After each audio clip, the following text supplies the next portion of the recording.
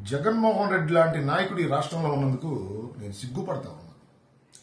రాష్ట్ర ప్రజలు ఈ దుర్మార్గుడు పరిపాలన భరించలేక చీకొట్టి ప్రతిపక్ష హోదా కూడా ఇవ్వకుండా మూలన కూర్చోబెడితే ఈ దుర్మార్గుడు అయినా గానీ రాష్ట్రంపై విషం కక్కుతూనే ఉన్నాడు. ఓడిపోయిన రోజు నుండి ఈ రోజు వరకు ఏదో ఒక విధంగా రాష్ట్రంలో మతాల మధ్య కులాల మధ్య చిచ్చులు లేపి అల్లర్లు సృష్టించి రాష్ట్ర అభివృద్ధి విఘాతం కలిగే విధంగానే ఉంది ఈ దుర్మార్గుడి రాజకీయ క్రీడ.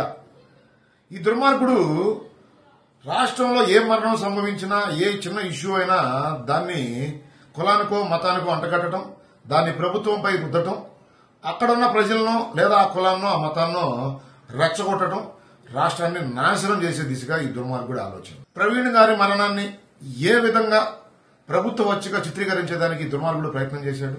ఈరోజు తెనాలి పట్టణంలో గంజాయికి బానిసగా మారి కొంతమంది రౌడీ షీటర్లు ఆ ప్రాంత ప్రజల్ని అనేక రకాల ఇబ్బందులు కలగజేస్తా ఉంటే, చివరికి పోలీసుల మీద కూడా దాడులు చేస్తా ఉంటే వాళ్లపై చర్యలు తీసుకుంటే వాళ్ళని సమర్థిస్తూ పోలీసులపై నిందలు వేస్తూ ప్రభుత్వంపై నిందలు వేస్తూ ఆ రౌడీ షీటర్లకి కులం కార్డు వాడి రాష్ట్రంలో ఉన్న దళితులను రెచ్చగొట్టే ప్రయత్నం చేస్తా ఉన్నాడు ఈ పనికి మాలనుడు సైకో జగన్ రెడ్డి. వైఎస్ఆర్సీపీ పార్టీ నాయకులను గాని ఈ రోజు జగన్ వెంట నడుస్తూ ఆ బ్యాచ్ ని పరామర్శించేదానికి వెనకమాల వెళ్లిన నాయకులందరినీ సూటిగా అడుగుతా ఉన్నాను. ఇట్లాంటి గంజాయి బ్యాచ్ గనక మీ కుటుంబ సభ్యులను మీ ఇంట్లో వాళ్ళను తలకాయలు పగల కొడితేనో కత్తితో పొడిస్తేనో మీరు ఇదే విధంగా వాళ్ళని సమర్థిస్తారా?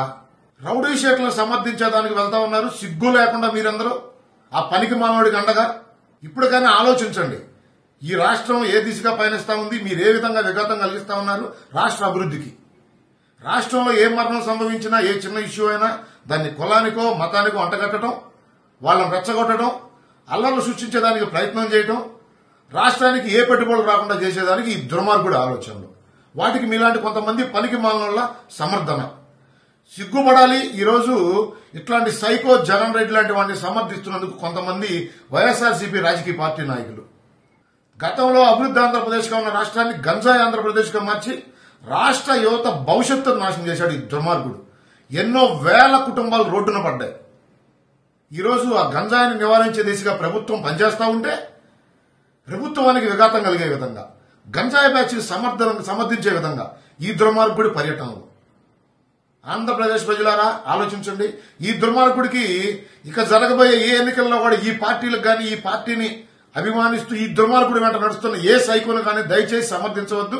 రేపు జరగబోయే స్థానిక సంస్థ ఎలక్షన్స్ లో కూడా ఈ పార్టీ నాయకులను గాని ఈ పార్టీని గాని ఈ రాష్ట్రం నుండి తరిమేయకపోతే ఈ రాష్ట్రం ఏ దిశగా పయనింపజేస్తారు ఈ దుర్మార్గుల దానికి ఈ తెనాలి పర్యటన ఒక ఉదాహరణ.